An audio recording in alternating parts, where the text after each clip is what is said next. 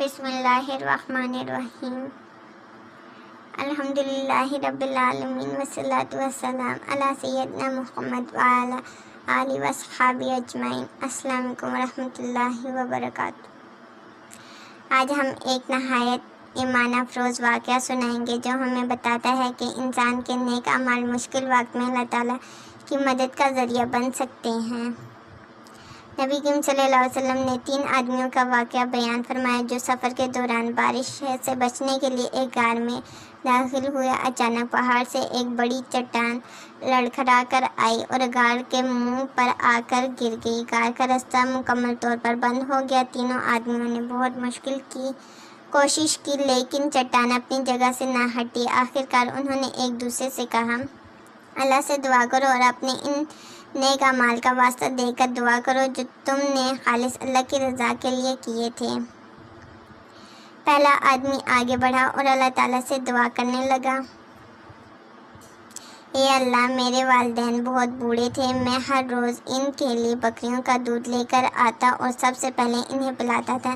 ایک دن میں دیر سے گھر پہنچا تو میرے والدین سو چکے تھے۔ میرے بچے بھوک سے میرے گرد کھڑے تھے لیکن میں نے والدین کو جگانا پسند نہ کیا۔ میں دودھ کا پیالہ ہاتھ میں لیے صبح تک ان کے پاس کھڑا رہا یہاں تک کہ وہ بیدار ہوئے اور دودھ پیا۔ اے اللہ، اگر میں نے یہ کام تیری رضا کے لیے کیا تھا تو ہماری مشکل دور فرما۔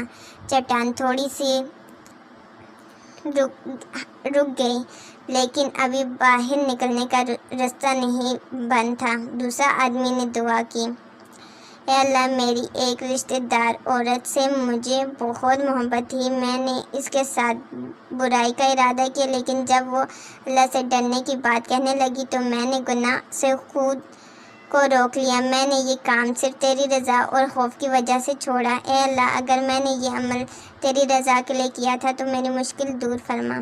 چٹان مزید رک گئی لیکن پھر بھی راستہ مکمل طور پر نہیں تھا۔ تیسرے آدمی نے دعا کی، اے اللہ، میں نے ایک مزدور کو کام پر رکھا۔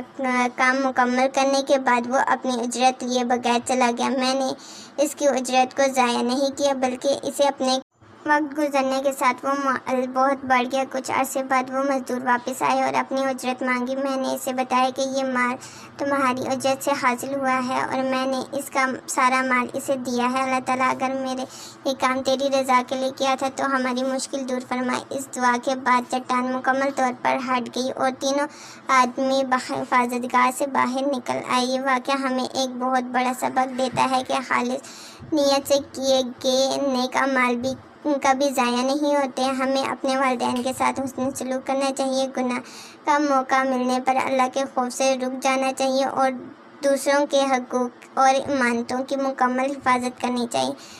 ممکن ہے آج ہمیں اپنی کسی نیکی کی قدر محسوس نہ ہو لیکن کل وہی نیکی اللہ تعالیٰ کے حکم سے ہماری مشکل دور ہونے کا سبب بن جائے۔ اللہ تعالیٰ ہمیں اخلاص کے ساتھ نیک اعمال کرنے، والدین کی خدمت کرنے، گناہوں سے بچنے اور دوسروں کے حقوق ادا کرنے کی توفیق عطا فرمائے۔ آمین یا رب العالمین۔